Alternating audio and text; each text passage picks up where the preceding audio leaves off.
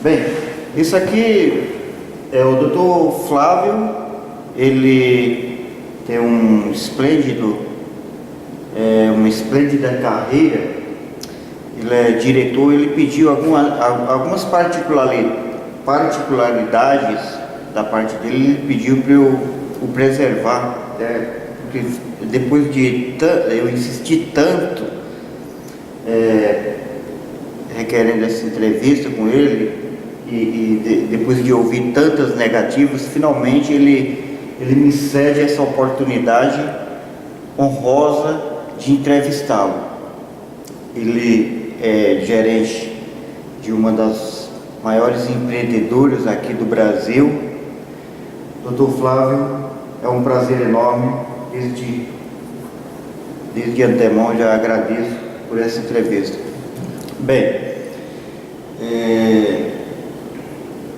eu particularmente estou aprendendo muita coisa com ele, né? Inclusive o meu chefe tem como chefe ele, né?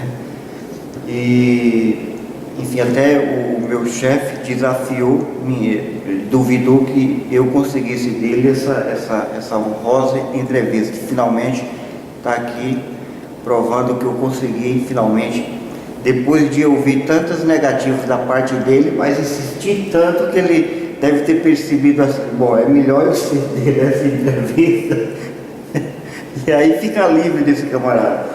Doutor Flávio, eu não vou, como o senhor me pediu, eu não vou preservar alguns sigilos, né, da parte aí da empresa que você atua.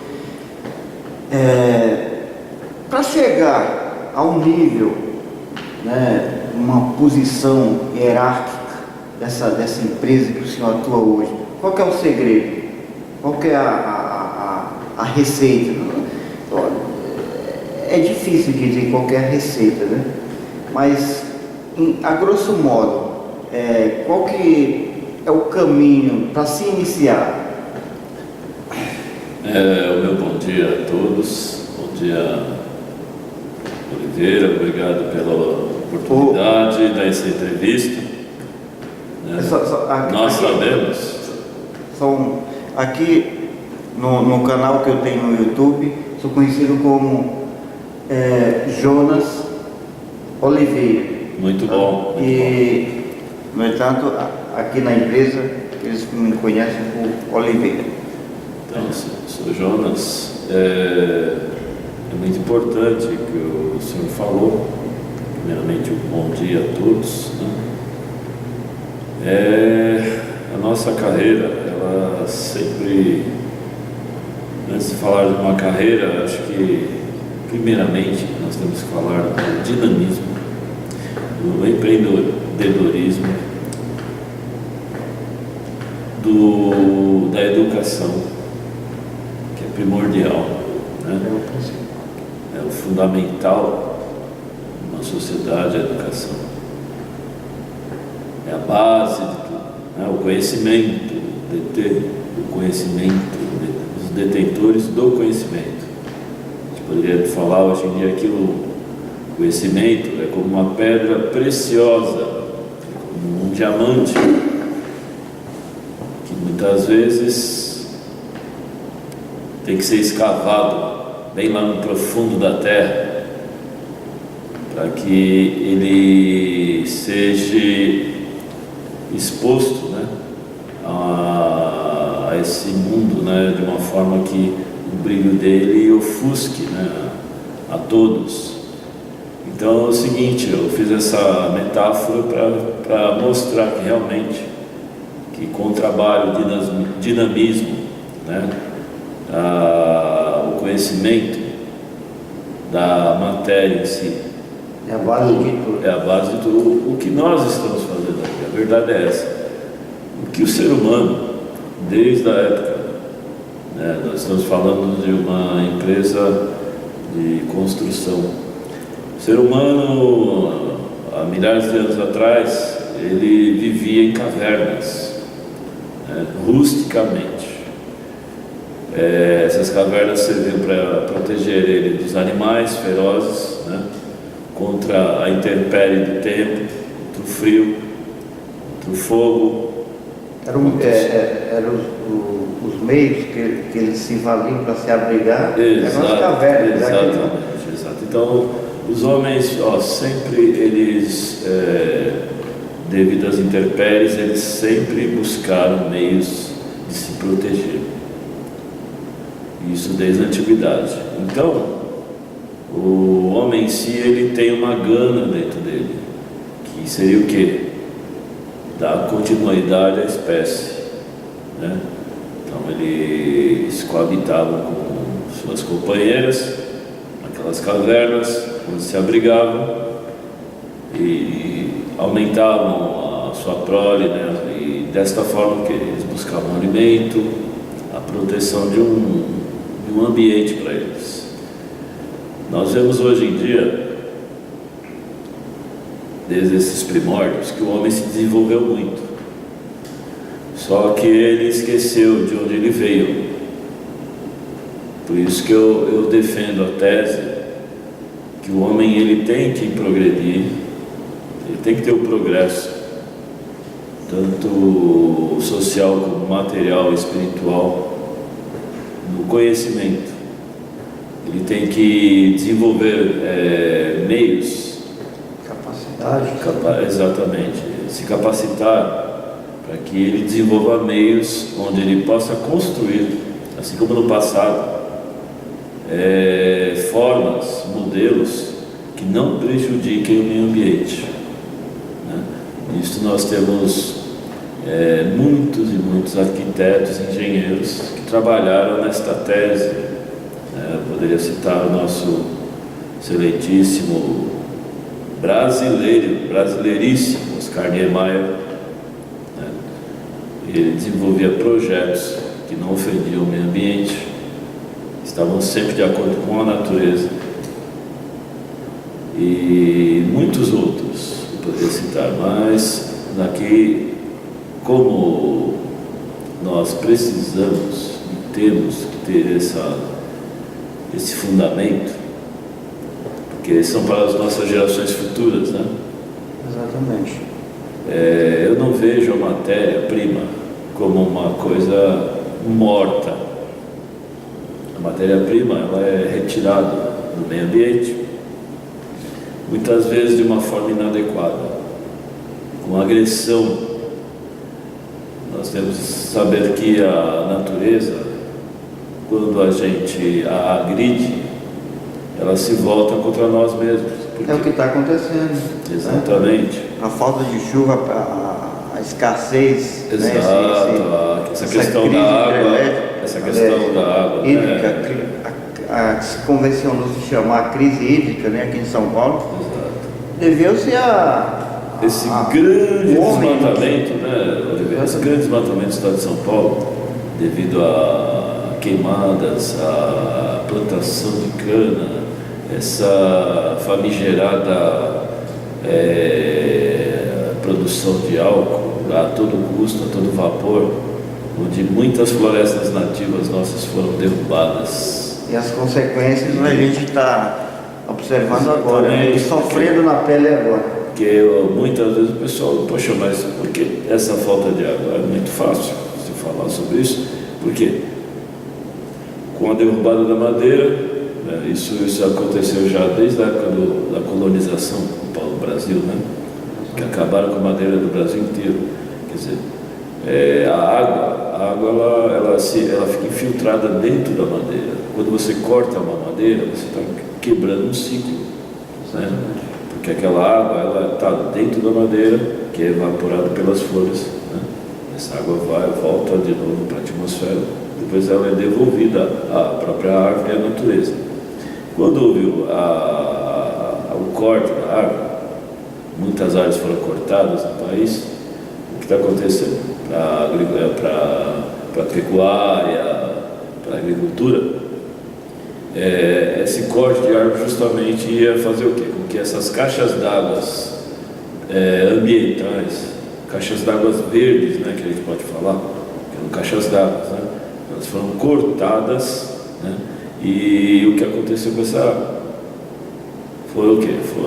As madeiras foram dizimadas, literalmente. né? O solo ficou pobre, estéril, e não tinha mais essas caixas d'água, né? Com a sombra, né? Com suas folhas, para proteger o solo. Então o solo começou a ficar com a erosão, né? Muitas vezes essa questão da areia, né? Está invadindo as cidades, muitos lugares litorâneos, a areia já está invadindo. Quem garante que nosso país também daqui a alguns anos vire um deserto igual ao do Saara? Foi o fato de, inclusive eu estava lendo ontem na internet, que essa crise hídrica agora foi uma tragédia anunciada, porque os ambientalistas há 10 anos atrás já previam, né? Eu estava lendo ontem, e aí quer dizer, cabia às autoridades tomar providência, o que não foi feito, né? Então, lamentavelmente,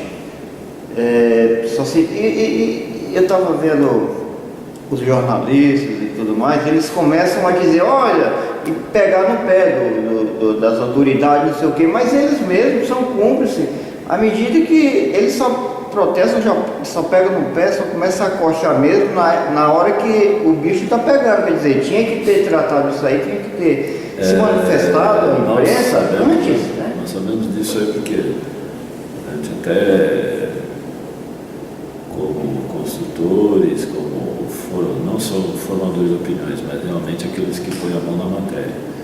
Então eu acho que todo empresário ele tem que ter essa visão, né? Mesmo que ele vai retirar a matéria da natureza, mas ele tem que ter a noção. Vamos supor, ele vai empresário de celulose, vai para a fábrica de papel. Então o que acontece? Ele vai tirar a madeira in natura da natureza, mas ele vai ter que fazer o replantio.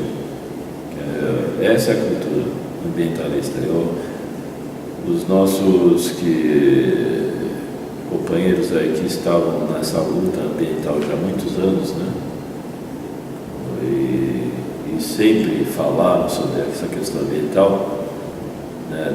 Dos gases da atmosfera, dióxido de carbono, né? Esses metais pesados na atmosfera, devido à poluição, né? Das fábricas, dos carros. Eles sempre falaram, sempre denunciaram vazamento de óleos nas petrolíferas, no meio do oceano. E o pessoal não se deteve a essas informações, né? Eles achavam que não, eles estavam fazendo uma situação de alarme, que não poderia ocorrer futuramente, mas é o que está acontecendo hoje, né? O planeta está sendo poluído, está sendo dizimado, né? E como lá no passado, os homens se esconderam nas cavernas devido aos perigos, né? Nós também podemos ocorrer atualmente esse fato novamente. Vai ter que construir uma habitação onde não passa, muito se fala em camada de ozônio.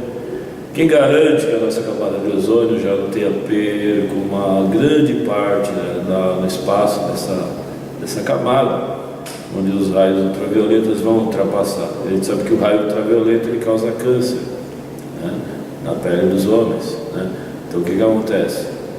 Se realmente essa questão da camada de ozônio realmente estiver ocorrendo de forma brusca, que muitos não passam a informação corretamente, está na Antártida, está no Polo Norte, está no Polo Sul, em algum lugar está essa situação, devido ao CFC, né, das geladeiras, né?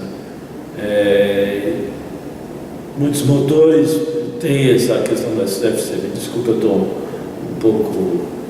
Não, sem problema. Precisando um pouco de água, né? Mas você vê, né, pessoal? O ser humano precisa de água. Cadê a menina? Deixa ela tranquila. Daqui a pouco a gente vai tomar essa água. Mas para vocês verem, pessoal, nós chegamos a temperatura humana, ela chega a um limite, né? E uma hora você vai precisar de água. não importa você daqui 1 minuto, 10 minutos, 1 hora, É tanto que quando, um dia, né? é tanto que quando os cientistas eles mandam essas máquinas para inspecionar Foguetes. foguetes para inspecionar, O né? universo, nosso universo não tem universo. A primeira coisa que eles procuram para saber se aquele planeta É habitável. é habitável é a água. Exato. Fala, como obter água, né? Como obter água, porque a água Água é vida, gente. Água é vida. Vocês achavam que. Sem água não. Vocês achavam que a guerra, né, a gente pede a Deus que não. Seria Para que causa de cada um dos petróleo. seus credos, né? Pede a Deus, né?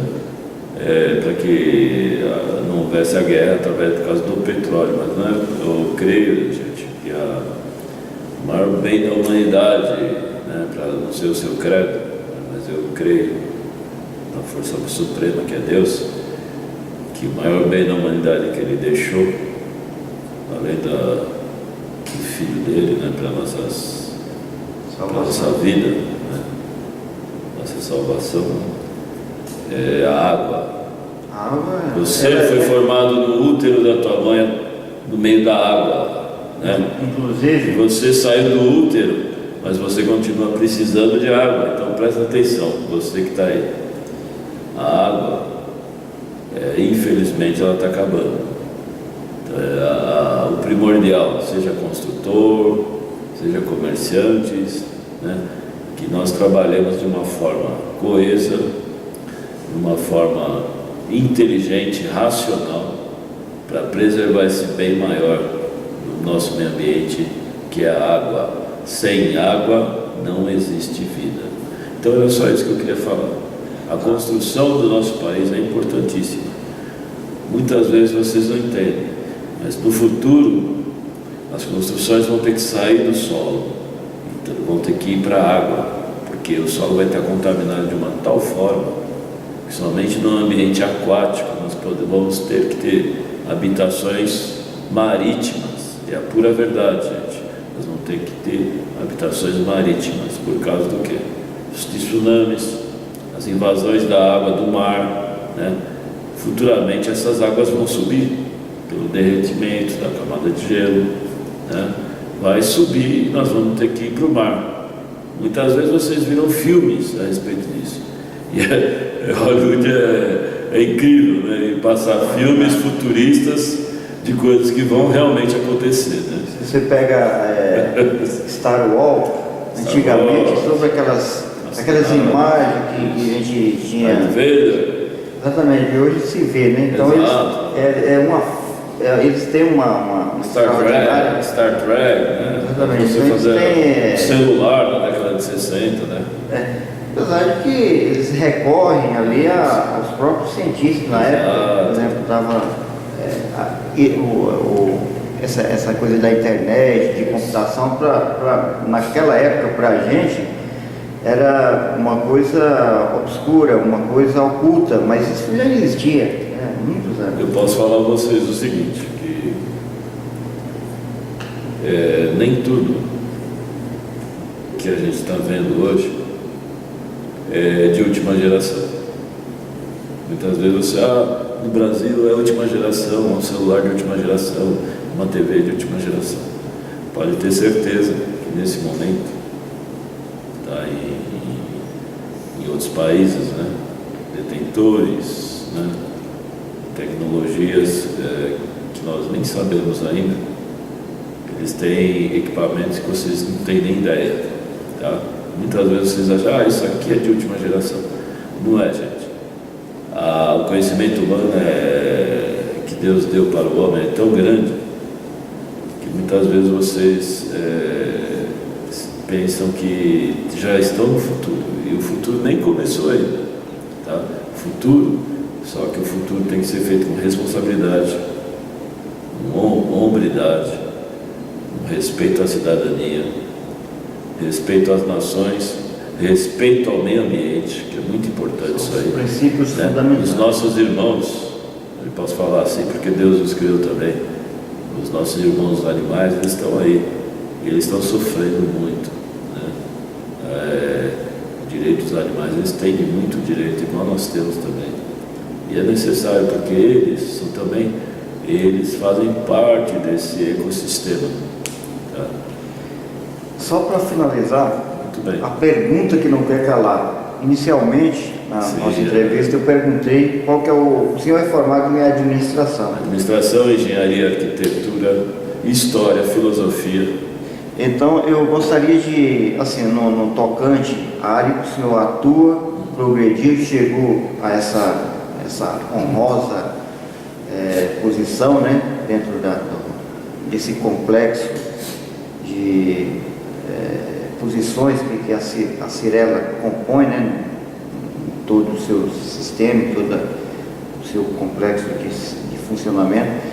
Qual que é a receita, assim, para um jovem que está iniciando hoje? Vamos partir desse pressuposto que a pessoa tem lá uns seus 20 anos. Meu filho hoje está com 18, 19, já vai fazer 19 anos.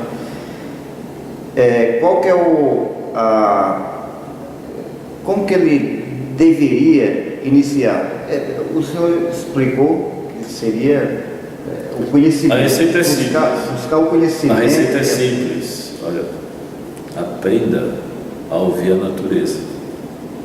Muitas vezes você deixa de ir numa praia, né, andar descalço na praia, andar descalço num parque, assim. Isso eu estou falando por quê? Porque você primeiro, antes da receita, só a questão educacional, conhecimento, você tem que ter o conhecimento emocional. Você tem que sentir as coisas. Né? Muitos falam em analfabetismo digital. Hoje eu vou falar um outro analfabetismo que está acontecendo e o pessoal não está tendo noção, que é o analfabetismo, tá, ambiental. O pessoal deixou de viver. Isso é a questão do pé descalço que eu estou falando na praia, de você sentir o mar na sua pele, sentir areia. Eu tenho a impressão que lá nos anos 80 a vida ela tinha mais significado quando não existia toda essa tecnologia. Hoje você está conversando com os jovens, eles estão ali, ó. É o WhatsApp, sabe, essas coisas todas, essas aparelhagens, parece que como fala? Talvez a nossa geração ela tem a tecnologia a seu favor, e não que a tecnologia não é necessária, só que talvez devido ao corre-corre das pessoas, elas não aprenderam primeiro essa base. E a base primeira é você ouvir a natureza. Né? Se você consegue ouvir um passarinho cantar quando você está acordando, às vezes no teu quarto, o bem-te-vi, o sabiá, né? O canário da terra, você consegue ouvir os sons da natureza. Né? Não estou falando agora de tecnologia, né? Do TV, do vídeo, não, estou falando dos sons da natureza. Quando você conseguir ouvir isso primeiro, né, o sentir, o ouvir, o tato, você vai estar preparado, sabe, para desenvolver, seja em qualquer área, até na nossa área, que é primordial, né, você construir espaços, tá, que não agridam o meio ambiente, onde você esteja inserido. Essa é a inserção, né? O homem tem que estar inserido. Sem a inserção, ele não vai conseguir. Né? Ele tem que estar nesse meio, fazer parte do meio, estar inserido no meio e tem que estar feliz. Né?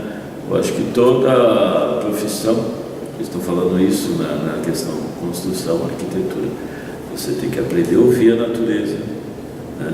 Para você poder, com essa audição, com essa visão, com esse tato, você desenvolver projetos para a própria natureza, né? Onde as pessoas possam estar felizes, né? Por isso que essa cultura paisagista, ambientalista que a empresa desenvolve, e eu creio que ela já tinha essa visão seja Greenpeace, seja o que for, essa visão já é milenar, né? E a gente agradece a todos os povos, né, que têm essa visão milenar, né, que a cultura, que a experiência, que o desenvolvimento humano, ele tem que respeitar a natureza. Estou vendo ali que está acabando já o espaço do meu cartão. Então, eu gostaria de agradecer muito ao senhor. Muito obrigado, Oliveira. Obrigado pela oportunidade que tu me deu. Tá? Obrigado. Eu que agradeço. Vamos desenvolver projetos ambientalistas, porque a coisa mais bonita que tem é ver o ser humano bem de saúde e bem de mente.